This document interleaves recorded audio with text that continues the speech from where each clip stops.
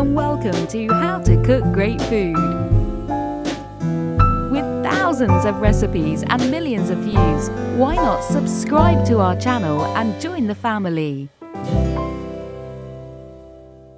Mabuhay! Welcome po muli sa howtogreatfilipino.com. Ngayon po ang lulutuin ko ay ang mixed seafoods with pork sausage. Ito po ang ating mga kakailanganin. Bumili po ako rito ng pork sausage. Medyo may pagka-sweet siya. In-slice ko na siya ng maninipis. Mixed seafoods, bumili po ako ng frozen. Meron po siya rito mussel or tahong, calamari or squid, hipon. Mas maganda po kasi yung ready na para hindi na po tayo mag-i-slice. Ngayon, kung makakabili po kayo ng press, mas maganda po yun at mas masarap. Meron din tayo rito ng capsicum, spring onion, garlic, onions, carrots, optional lang po yung sili, fish sauce, olive oil, at paminta. Gagamit din po tayo ng konting tubig. Tara na po magluto. So mainit na po yung ating frying pan or wok. Nilagay ko na rin po yung ating olive oil. Pwede rin po kayong gumamit kahit anong cooking oil. So ang first step natin, ilalagay lang po natin muna yung ating pork sausage.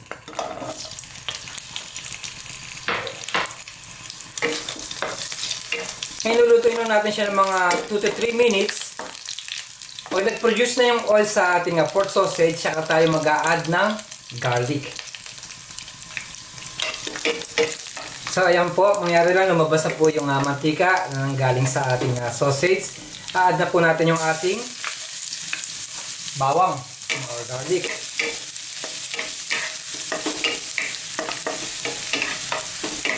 Pinalabas po kasi natin yung mantika ng ating sausage para lumasa sa ating dish.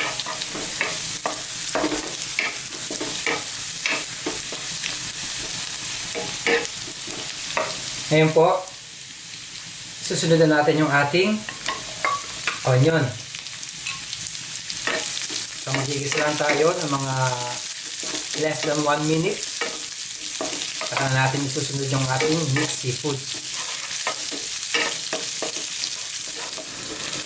Okay po, luto na yung ating sibuyas. Ngayon po, na-drain ko na yung ating mixed seafood. Make sure na wala na po siyang tubig. Lagyan na natin siya. Ngayon, mix lang natin. Pag nag-change na yung color ng ating mixed seafoods, tsaka tayo magdadagdag ng mga ibang gulay. Kailangan medyo pumula lang siya at maluto. Tsaka ko sa inyo papakita yung next step. So ngayon po, magdadagdag tayo ng or mag-a-add tayo ng fish sauce, paminta, sili, at konting tubig lang.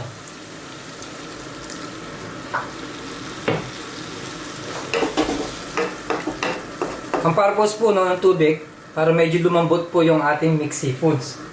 Kasi yung ating pork sausage, luto na po siya. Yung palalambutin na lang natin yung ating seafoods. So tatakpan lang natin siya. Hintay lang tayo sa mga 3 to 4 minutes. Tapos mag-a-add na tayo ng vegetables. So po, tingnan na po natin.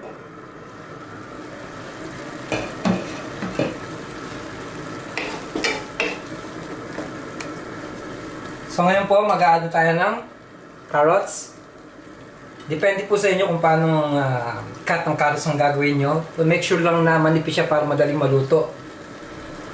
Ang ating capsicum or bell pepper. Hatayin lang natin.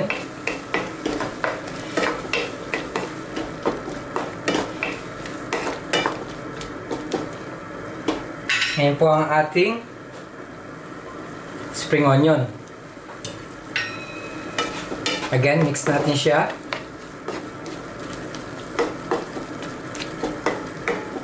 So, tatakpan ko ulit siya for about 2 to 3 minutes. Tapos, pwede na po siyang i-serve.